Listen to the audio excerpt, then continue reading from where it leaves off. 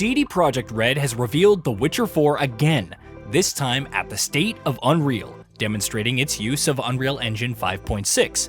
There's considerable hype for understandable reasons. The fidelity on display, running on a PS5 at 60 frames per second with ray tracing, no PS5 required, some proclaim, forgetting for a second that its platforms were never officially announced. Nanite foliage showcased extensively dense environments teeming with meticulously crafted greenery for maximum immersion. Valdrest, with its numerous NPCs and nuanced behaviors and reactivity, feels incredibly alive. Do you see how bumping into that one person caused their fruit to fall, with each object animating separately? It was gorgeous, no doubt, from the sheer scale of the environments to the asset streaming and animation touches courtesy of ML Deformer. Everything looked fantastic. And when CD Projekt Red says it's aiming to create the most immersive and ambitious open-world Witcher game to date, all made possible with Unreal Engine 5, lest you forget, you want to believe them.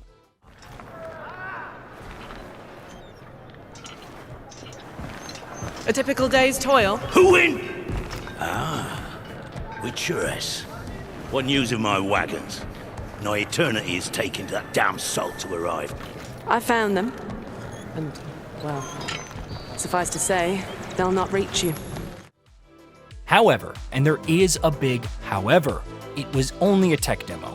Yes, an in-engine tech demo, one that demonstrates the transitions between cinematics and exploration, highlighting the incredible multi-character motion matching that made interactions with Ciri Steed Kelpie much more realistic. And yes, it revealed not one, but two major areas with Lan Exeter, the winter capital of Kovik, teased at the end, alongside a potential showdown against the terrifying Manticore from the cinematic trailer. But a tech demo.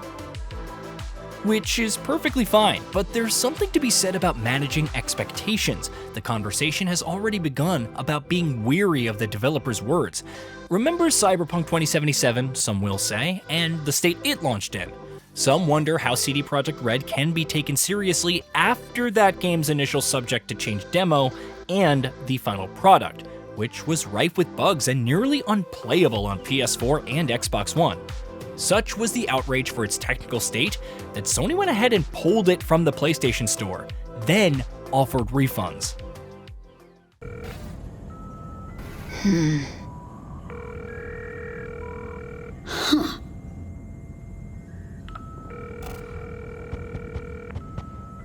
Oh, come on. Answer. Of course, there was backlash for other reasons. The life paths not feeling significant, the role-playing aspects feeling undercooked, the sheer number of bugs, crashes, and missing quality of life features. The list goes on. Even PC players who praised its gorgeous visuals, which necessitated some hefty requirements, mind you, complained about its shoddy technical state. You wouldn't think that one of the most beloved developers of all time could receive backlash akin to Hello Games when No Man's Sky launched, but it happened. What resulted afterwards was a complete structural change to how the developer functioned, like eliminating crunch as much as possible. The redemption story can't be understated though, as CD Projekt Red canceled a standalone Cyberpunk multiplayer project to focus on fixing 2077 and ensuring that Phantom Liberty, the first and only expansion, was worthwhile. Slowly but surely, it transformed in pretty much every single way into one of the most beloved role-playing games ever made. However, the messaging back then was clear. Don't believe everything you see or hear, even if someone is on stage with a controller moving things about in real time. Of course, CD Projekt Red isn't splitting hairs with this showcase. It quickly clarified to VGC that it is a tech demo, a first look at the cutting-edge technology powering The Witcher 4, but not The Witcher 4 itself. It showcases the powerful foundation we're building in close collaboration with Epic Games to push open world design further than ever before, and the core systems and features we're developing using Unreal Engine 5. Considering how it all segued into a deeper dive by Epic into Unreal Engine 5.6, which went live during the presentation, it made sense to lead with one of the biggest games utilizing its engine. If anything, you should take this as a sneak peek at what such features will be capable of in Witcher 4. Will they eventually look like this in real-time gameplay? That's still up in the air, but for now, this statement is a disclaimer, a safety net of sorts in case it doesn't end up looking exactly one-to-one. As much righteous ire as there was over Cyberpunk 2077 and how it didn't deliver the kind of experience hyped up so heavily before launch, there was the exact opposite reaction to The Witcher 3 Wild Hunt. Go back to its gameplay trailer from E3 2013. Look at the fire effects, the lighting, the shadows, the texture quality, heck, even Geralt's overall look. Then watch some gameplay of it running on Xbox One in 2015, dynamically scaling from 900p to 1080p. And despite numerous bugs at launch, some of which persisted for years, Wolf School Gear bug, never forget that, it's one of the most beloved games of all time. Many consider it to have raised the bar for open-world games with its design, while the quest design, writing, and characterization were considered new benchmarks for gaming in general.